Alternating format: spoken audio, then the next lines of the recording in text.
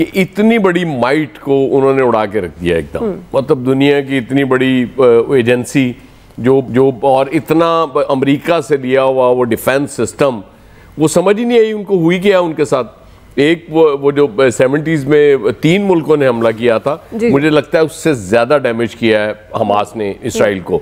اور جو ہم جیسے ملکوں کے ساتھ سب سے بڑا اس کو فائدہ ہوا ہے, کیونکہ اب باتیں ہو رہی تھی کہ اب سعودی عرب رہ گیا چونکہ, اور امریکی الیکشنز آنے والے ہیں اگلے سال, تو اب شاید کو سعودی عرب بھی تسلیم کرنے کی طرف جا رہا ہے اسرائیل کو. اور اس حوالے سے یہ بات بھی ہو رہی تھی کہ پاکستان پہ بھی دباؤ بڑھ رہا ہے کہ پاکستان بھی اس طرف جائے گا, کیونکہ سعودی عرب اگر کرے گا تو پاکستان کو بھی کرنا پڑے گا.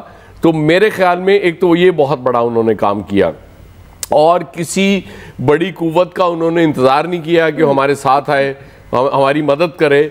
بالکل انڈیجنس انہوں نے کیا, اور یقیناً یہ مسئلہ کشمیر کے لیے بھی نئی ہوپس پیدا ہوں گی جو اس وقت اسرائیل کے ساتھ ہو رہا ہے. باقی اللہ تعالیٰ ان کو کامیابی عطا کرے. ریزسٹنس بڑی مشکل ہوگی ظاہر ہے اتنی بڑی مائٹ کے ساتھ, اور امریکہ بھی اس میں کود رہا ہے, لیکن یہ کام بہت بڑا انہوں نے کیا ہے. طاہر ملک صاحب, کام بڑا ہے, ریزسٹنس ظاہر ہے مشکل ہو سکتی ہے, لیکن اگر عالمی حالات پر ہم ایک روشنی ڈالیں تو کیا اثرات مرتب ہو سکتے ہیں اس جاری جنگ کے؟ جی طاہر ملک صاحب. جی فیصل صاحب یہی سوال آپ سے.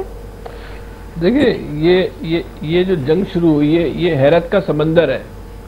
مطلب ایک عام انسانی ذہن بھی جو ہے اس کی سمجھ سے بھی جو بالا تر ہے کہ ہوا کیا, کہ جو دنیا کا کہا جاتا تھا کامیاب ترین ایک انٹیلیجنس نیٹ ورک ہے, دنیا کی خطرناک ترین جو ہے ان کی جو انٹیلیجنس ایجنسی ہے, وہ اس کو زیرو کر دیا. اچھا, جو حملے کا طریقہ کار اختیار کیا وہ جتنا دیسی طریقہ کار ہے, اگر ہم اپنی حالیہ تاریخ میں دیکھیں کوئی 40 50 60 70 سال ہمیں نظر نہیں آتا. بالکل ایک انوکھا اپنی نوعیت کا منفرد طریقہ کار کہ جو تفریح اور سیاحت کے لیے جو لوگ پیراگلائڈنگ کرتے ہیں اس کو انہوں نے جو ہے بطور جہاز کے طور پہ اور اس کو اپنے لیے ایک ہتھیار بنا کے جو اس سے وہ لوگ کود گئے موٹر سائیکلوں کے ذریعے.